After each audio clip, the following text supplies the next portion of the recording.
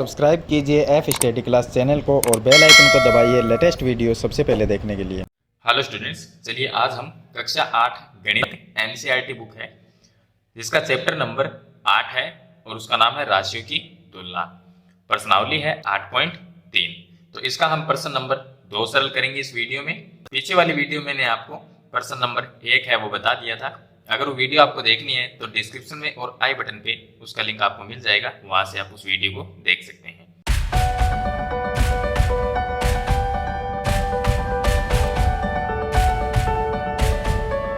तो देखिए प्रश्न नंबर जो 2 है उसमें मूलधन दिया गया है 26,400 रुपए, दर दी गई है 15%, समय दिया गया है 2 वर्ष 4 महीने और वार्षिक संयोजित यहाँ पर दिया गया है। कमला को कुल कितनी राशि का भुगतान करना पड़ेगा। मैंने ये प्रश्न शॉर्ट में लिख लिया है, मैं आपको एक बार प्रश्न नंबर 2 बुक में दिखा देता हूँ। तो देखिए यहाँ पर प्रश्न नंबर 2 है कि कमला ने एक स्कूटर खरीदने के लिए किसी बैंक से 26,400 रुपए 15% वार्षिक दर से उधार लिए, जबकि ब्याज वार्षिक संयोजित होना है। 2 वर्ष 4 महीने के अंत में उधार चुकता करने के लिए उसे कितनी राशि का भुगतान करना पड़ेगा। तो ये है प्रश्न नंबर 2, मैंने यहाँ पर लिख लिया है। तो देखिए यहाँ पर मूलधन हमें दिया गया 26,400 रुपए है, दर 15% है, समय 2 वर्ष 4 महीने है। इसने लिखा है कि कमला को कुल कितनी राशि का भुगतान करना पड़ेगा, यानी मूलधन होता है जो हमने उधार लिया है वो है 26,400 रुपए हमने उधार लिए हैं। तो 2 वर्ष 4 महीने बाद में जब हम ये पैसे बैंक को वापस लौटाएंगे यानी वापस करेंगे तो 26,400 रुपए तो हमें देने ही पड़ेंगे। इसका ब्याज कितना है वो भी हमें देना होगा। तो कुल कितना है, यानी ये 26,400 प्लस इनका ब्याज, तो उसे मूलधन और जो ब्याज होता है वो दोनों हम प्लस कर देते हैं तो मिश्र धन बन जाता है। तो यहाँ पर हमें कुल कितनी राशि का भुगतान करना पड़ेगा, इसका मतलब हमें ज्ञात करना है मिश्र धन। तो हम मिश्र धन यहाँ पर ज्ञात करेंगे। देखिए यहाँ पर जो समय दिया गया है वो है 2 वर्ष 4 महीने दिया गया है। तो 2 वर्ष 4 महीने को मैं साल में कन्वर्ट कर लेता हूं, तो इसको मैं क्या लिख सकता हूं, यहाँ पर मैं लिख सकता हूं। देखिए 2 वर्ष 4 महीने हैं तो 2 अपनी जगह है और 4 महीने को मैं साल में अगर चेंज करूं तो इसमें हम एक साल में कितने महीने होते हैं 12, 4 में हम 12 का भाग दे देंगे तो 2 वर्ष हो गया और 4/12 का मतलब क्या हुआ 1/3। तो मैं 1/3 लिख दें, 2 सही 1/3, ये हो गया वर्ष। तो हम इसको चेंज कर सकते क्योंकि 4 का भाग 4 में 1 बार जाता है और 12 में 3 बार चला जाएगा, तो 1/3 आएगा और 2 अपनी जगह है, तो 2 से 1/3 वर्ष हो गया समय। चलिए अब हमें मिश्र धन का फॉर्मूला लगाना है क्योंकि मिश्र धन ज्ञात करना है। तो मैं लिख देता हूं फॉर्मूला।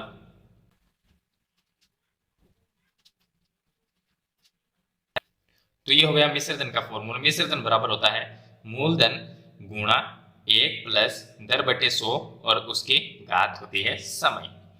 तो मूलधन की जगह मूलधन लिखना है, दर की जगह हम 15 लिख देंगे, समय की जगह 2 से 1/3 वर्ष लिख देंगे और 100 ये अपनी जगह ही रहेगा।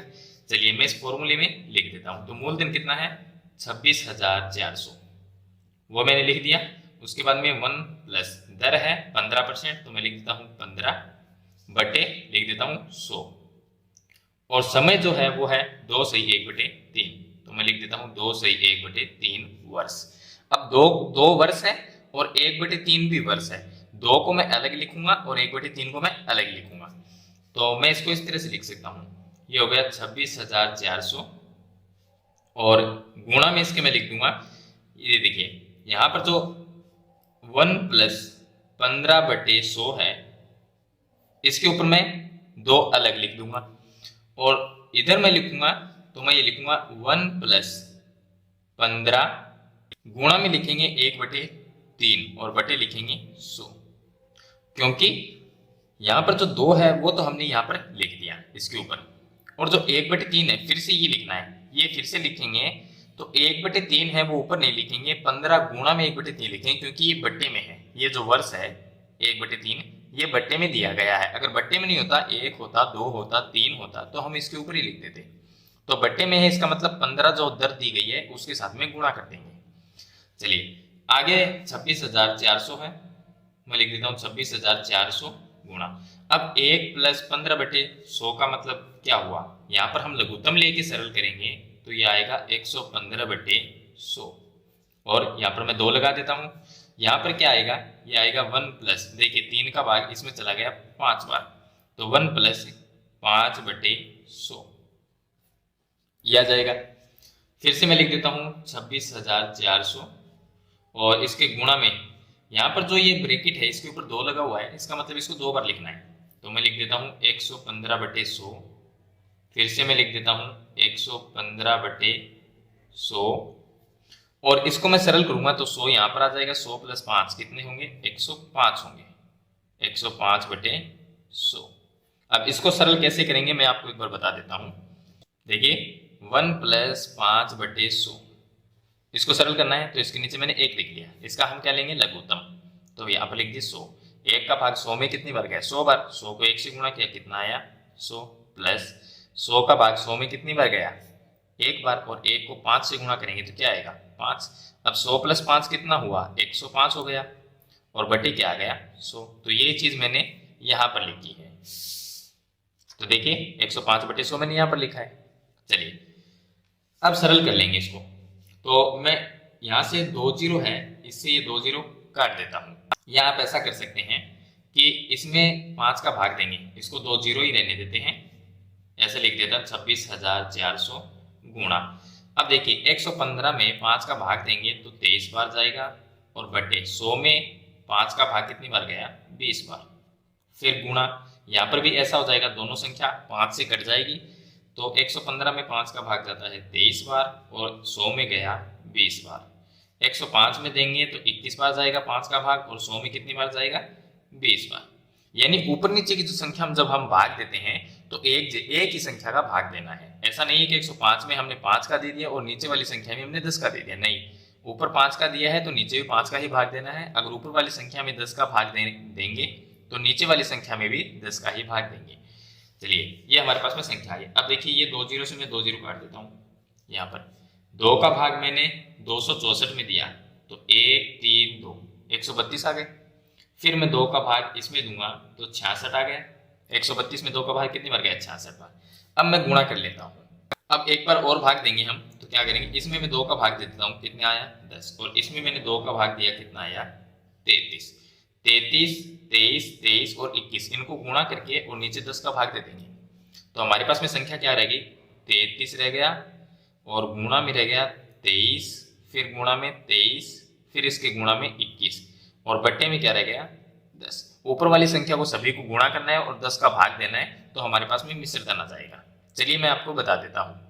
तो अगर मैं ऊपर वाली संख्या को गुणा करता हूँ तो कितना आएगा, हमारे पास में आएगा 36 65 97 ये आएगा, और बट्टे में क्या है 10। अब इस संख्या में 10 का भाग दे देंगे तो मिश्र धन क्या जाए, 10 का भाग देने का मतलब नीचे 1 जीरो है तो एक संख्या के बाद में पॉइंट लगा देंगे, यहाँ पर पॉइंट लगेगा, तो कितना आएगा 36,659.7 यानी 70 रुपए।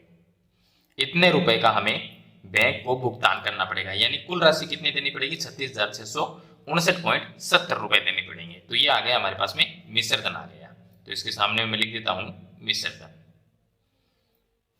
तो ये हो गया प्रश्न नंबर 2। चलिए इसी के साथ हम प्रश्न नंबर 3 को भी सरल कर लेते हैं। अब देखिए इसका प्रश्न नंबर 3 है, इसने लिखा है कि फेबिना का मूलधन है 12,500 रुपए। मूलधन का मतलब क्या होता है, जो हम उधार रुपए किसी से लेते हैं वो होते हैं मूलधन। तो 12,500 रुपए उधार लिए, मूलधन हो गया, कितने समय के लिए, 3 साल के लिए, 3 वर्ष के लिए। दर कितनी है, 12% है, और साधारण ब्याज है, तो इसका तो हमें साधारण ब्याज निकालना है फेबिना का। और राधा का जो मूलधन है वो भी 12,500 रुपए, मूलधन दोनों का सेम है, समय भी दोनों का सेम है, और यहाँ पर राधा की जो दर है वो 10% है। तो ये चक्रवर्ती ब्याज हमें ज्ञात करना है और वार्षिक संयोजित है। तो ऊपर वाला हम क्या करेंगे, साधारण ब्याज ज्ञात करेंगे, और नीचे वाला चक्रवर्ती ब्याज ज्ञात करेंगे। यानी फेबिना का जो है वो साधारण ब्याज ज्ञात करना है और राधा का चक्रवर्ती ब्याज ज्ञात करना है। अब इसने लिखा है किसे अधिक ब्याज का भुगतान करना पड़ेगा और कितना अधिक करना पड़ेगा। तो चलिए हम अलग अलग साधारण ब्याज और चक्रवर्ती ब्याज है वो ज्ञात करते हैं। तो पहले हम फेबिना का साधारण ब्याज ज्ञात करते हैं। तो यहाँ पर मैं लिख देता हूं फेबिना अब जो साधारण ब्याज ज्ञात करते हैं तो साधारण ब्याज का फॉर्मूला होता है मूलधन गुणा दर गुणा समय और बट्टे में लिखते हैं हम 100। ये होता है साधारण ब्याज ज्ञात करने का फॉर्मूला। यहां पर मैं लिख देता हूं साधारण ब्याज। अब मूलधन कितना है फेबिना का 12,500 रुपए, यहां पर लिख देता हूं 12,500। दर यहां पर दी गई है 12% और समय 3 वर्ष, तो मैं 12 और गुणा में समय 3 वर्ष बट्टे आ गया 100। जीरो से ये जीरो कट गया।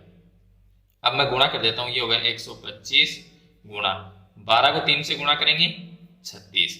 125 को 36 से हम गुणा करते हैं तो ये आ जाता है हमारे पास में 4,500 रुपए।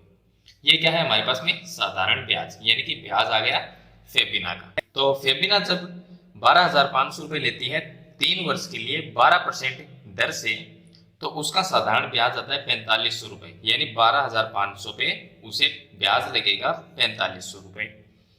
अब हमें ज्ञात करना है राधा का। राधा का हमें चक्रवर्ती ब्याज ज्ञात करना है। तो चक्रवर्ती जो ब्याज ज्ञात करते हैं चक्रवर्ती ब्याज, तो मैं यहां पर क्या लिखूंगा मिश्र धन वाला फॉर्मूला। मिश्र धन बराबर होता है मूलधन ब्रैकेट में 1 प्लस दर बटे 100 और ऊपर लिखते हैं हम समय। ये फॉर्मूला लिखेंगे। चलिए, मूलधन कितना है राधा का 12,500, दोनों का मूलधन बराबर है।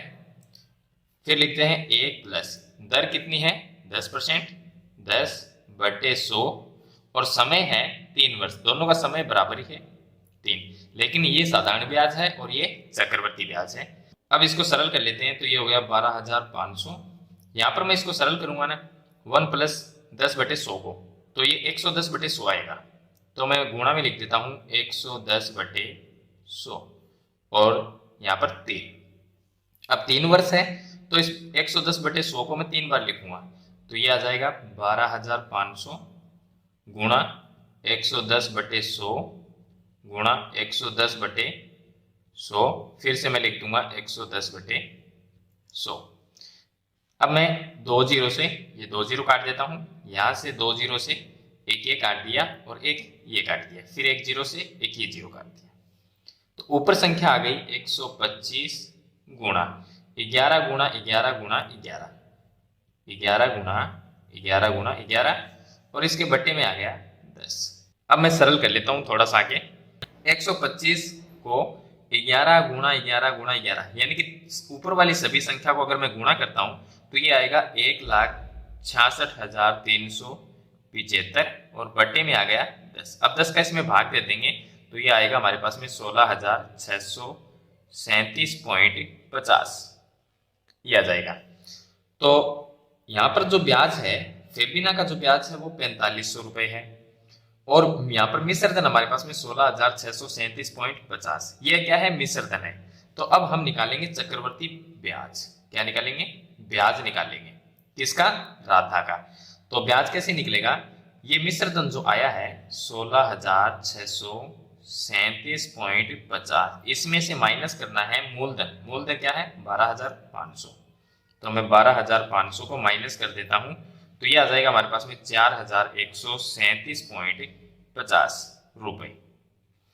अब देखिए हम दोनों का डिफरेंस बता सकते हैं कि फेबिना ने जो पैसे उधार लिए थे उस पे उसने ब्याज दिया था 4,500 रुपए का, यानी फेबिना का ब्याज है 4,500 रुपए और राधा का जो ब्याज है 4,137.50 रुपए। तो ब्याज किसका अधिक है फेबिना का ज्यादा है। किसको अधिक देना पड़ेगा फेबिना को ज्यादा देना पड़ेगा। कितना देना पड़ेगा, तो इसके लिए हम क्या करेंगे 4500 जो रुपए है 4500 जो ब्याज है इसमें से 4,137.50 इस ब्याज को माइनस कर देंगे तो ये हमारे पास में आ जाएगा 362.50। चलिए मैं माइनस कर देता हूं। चलिए मैं यहाँ पर लिख देता हूं कि 4500 तो ब्याज है यहाँ पर फेबिना का और राधा का जो ब्याज है वो है 4,137.50। माइनस कर लेते हैं दोनों को, तो माइनस करेंगे तो ये आ जाएगा हमारे पास में 362.50 रुपए। ये मैंने कैलकुलेशन पहले ही कर लिया था, मैं आपको बता रहा हूँ, आप कैलकुलेशन करके देखिए, इनको माइनस कर लीजिए, 362.50 रुपए आएगा। तो ये किसका अधिक है? ये है फेबिना का। फेबिना को 362.50 रुपए राधा से ज्यादा देने पड़ेंगे, क्योंकि फेबिना को 4500 देने पड़ेंगे ब्याज के रुपए, और राधा का जो ब्याज है वो 4137 रुपए है। तो किसका अधिक है? फेबिना का अधिक ब्याज है। तो ये होगा इसका प्रश्न नंबर 3। तो इस वीडियो में मैंने आपको 2 प्रश्न बताए हैं। वीडियो अच्छी लगे तो लाइक और शेयर जरूर कर देना। इस चैनल पे नए हैं तो सब्सक्राइब करना, साथ में बेल आइकन का बटन जरूर दबाना। तो आज की वीडियो में इतना ही, मिलते हैं एक नई वीडियो के साथ, तब तक के लिए थैंक यू।